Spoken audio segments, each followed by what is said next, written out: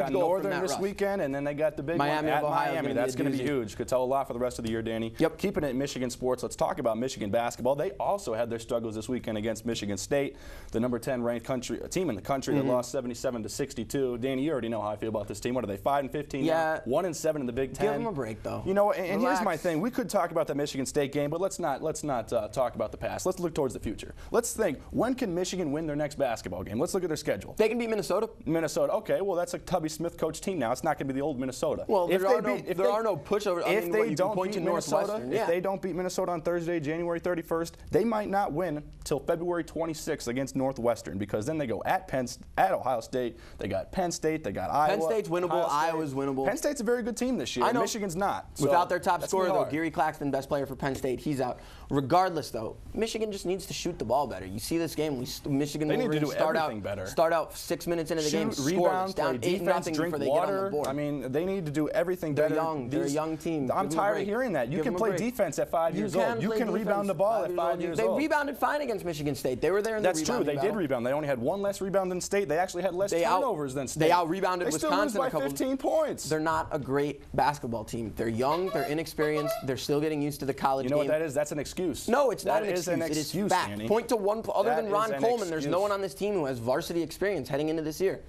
They're fine. They'll be a good basketball team in 2 years. All right, we'll talk. We'll talk. Well, last segment of big news out of the baseball world. Yeah, I know you're happy about this. Just happened right before the show, actually. Johan Santana, it looks like he's going to go to the New York Mets, not the Yankees, not the Red Sox. Looks like the Mets are going to try and get this deal worked out, get him a contract extension. Johan Santana is pitching at Shea Stadium come April. What do you think about that? Well, it's fantastic for the Mets. I feel bad for Twins fans. As you know, obviously I'm a Mets fan.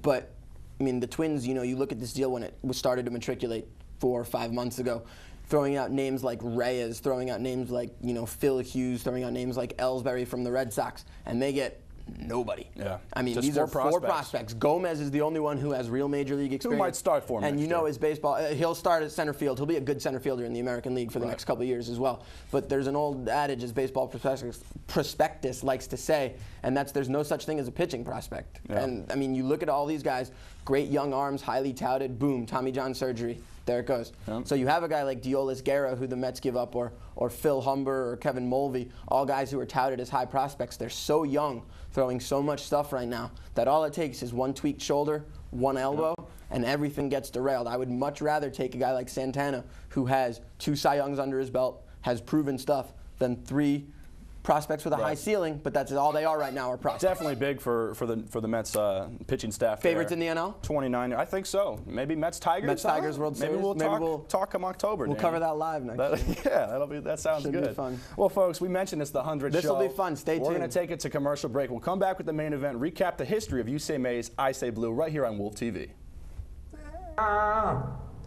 Welcome back to You Say Maize, I Say Blue. Danny Sass alongside Chris Sean. And Chris, we do not have a main event guest today. And why is that? Well, it's just all us, huh? We're celebrating. It's our 100th episode. We are bringing it back old school style. Nothing in these cups. Bringing it back old school style. Check out these clips. This is our first ever You Say Maize, I Say Blue from October 2003. This is fun. Check it out.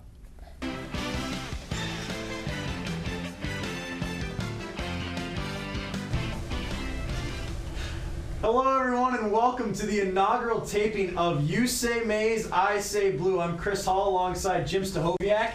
It's kind of a reincarnation. We're reborn here on WOLV Sports. We're bringing back an old show, Big Shtick on Sports. We've knocked out the old hosts. We've got a new flavor, a new feel. Jim, it's good to have you next to me. It's good to be here, Chris. Apparently we're reborn, and what we're wearing too is Chris is really classing it up today. Well, thanks, Jim. I told you to be in a blue shirt, but that didn't work out. Well, I'm saying maize today. He's saying blue. Without further ado, let's get right into it. We don't have time to waste. First topic. Jim, can Michigan win the Big Ten? Chris, is that even a question to bother asking me? You know what my answer is to that. Of course Michigan can win the Big Ten. If we win out, we're going to the Rose Bowl. We win the Big Ten, and we've got the two of the toughest games at home. We got Purdue and Ohio State at home. We go to Michigan State. That's the one that scares me, but I think for sure. Wow, Danny. It's like the Stone Age. H. Things certainly did look different God. 5 years ago, didn't they? That was Chris Hall and Jim Stachowiak. Chris Hall, of course, the creator of You Say Maize, I Say Blue back in 2003 as a sophomore. What a production he put together. Now you see everything looks different. They didn't even have any type of set we back couldn't then. have done it without him, though. Of course, and then Michael Ostrander took over a couple shows after to co-host with him, and they kind of changed the set around a little bit, added some Michigan flavor, some maize and blue, and you know, then we came along in the fall of 2005. And you know, Danny, we're going to roll this clip here from October 25th, 2005. Your very first time making a main event appearance. Chris Hall and Adam Wallace, our sports director this year, hosting the show back in 2005. Take a look. Shield your eyes, folks. Back to You Say Maize, I Say Blue, presented by EA Sports. Chris Hall, Adam Wallace with you here. And Chris, we're going to bring on now our WOLV Sports baseball analyst, DJ Danny Sass. Danny, thank you for being here. Great to have you. Yeah, thanks for having me. All right. Well, it is great to have Danny here. First time on the show for him. And we got to throw him into the fire right away. That's how we do it here on You Say Maize. Danny, let's talk a little bit about the baseball playoffs. We talked a little bit about the beginning of the show. Scott Pasednik, an unbelievable story, hitting a home run to win the game in Game 2 of the World Series. Is this one of the biggest home runs in playoff and specifically World Series history? How does it rank in your view in the pantheon of great sports home runs? You know, it's definitely up there. I mean, talk about the unlikeliest of heroes and Scott Pasednik. I mean, the situation as well, off Lidge, a great closer. No home runs in the regular season. It's definitely up there. You got to rank it up there with, you know, the Gibsons, you know, Mazeroski's shot, Fisk's shot, Joe Carter's shot. But depending on how this series goes, you know, if the White Sox sweep here, the power of a haircut. It's just fantastic. That's back when you were the true DJ. That's Danny, when I must was say. the DJ. And that's how the nickname come about. I've come a long way. Don't look the same, and you know. I feel better. You trimmed up a little bit, much more professional now. It was essential. Well, Chris, you're rocking the chin strap now. A little bit you've more been rocking that facial hair for quite some time. Though when you made your first on appearance, you were not wearing said wasn't facial there. hair. I believe it was a week later. After it was a week later. What are you talking? You're talking some Michigan basketball. Check this out. This is Chris Sean's first on-air appearance, November 2005. I Say Blue. Once again, I'm Michael Ostrander alongside Chris Hall. And Chris, it's time for the main event. Woo. In today's main event section, we have WOLV Sports basketball analyst Chris Sean here to talk a little college basketball and NBA. Chris, how you doing? I'm doing good, Mike. How you guys doing over there? We're doing just fine. Thank you very much, Chris, for joining us. It's always good to have another Chris on the program. Sure.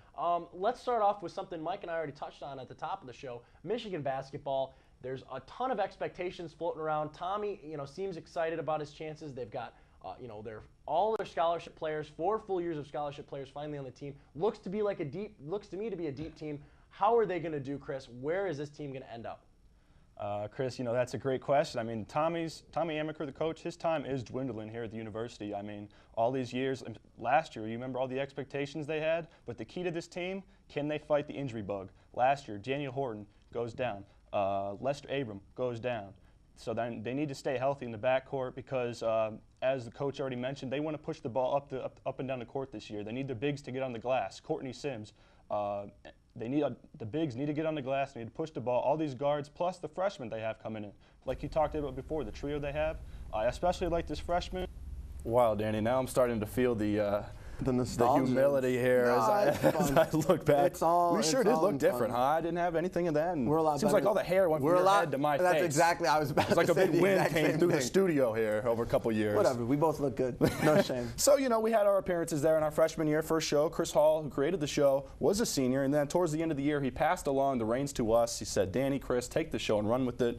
And then it was April 5th, 2006, Danny, me and you sat down in these chairs. First time hosting with you, Chris. And I remember I had the worst bout. It must have been like whooping cough. I ended up in the hospital with this cough, actually. No joke. I ended up in the hospital. Yeah, great story. Could not stop coughing. So interspersed throughout this next clip is me just hacking up a lung. But first time hosting, Sass and Sean, April 2006.